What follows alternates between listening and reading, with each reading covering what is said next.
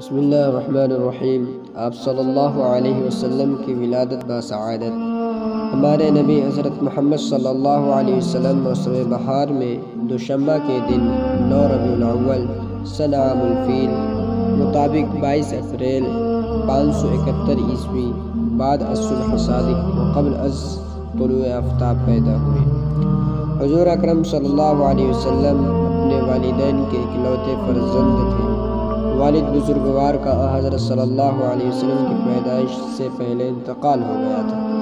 عبد المطلب حضرت صلی اللہ علیہ وسلم کے دادا نے خود بھی یتیمی کا زمانہ دیکھا تھا اور اپنے 24 سالہ نوجوان پیارے فرزند عبداللہ کی اس یادگار کے پیدا ہونے کی خبر سنتے ہی گھر میں آئے اور بچے کو خانہ کعبہ میں لے گئے اور دعا مانگ کر واپس لائے۔ 7ویں دن قربانی کی اور تمام قریش کی دعوت کھا کر لوگوں نے پوچھا کہ آپ نے بچے کا نام کیا رکھا؟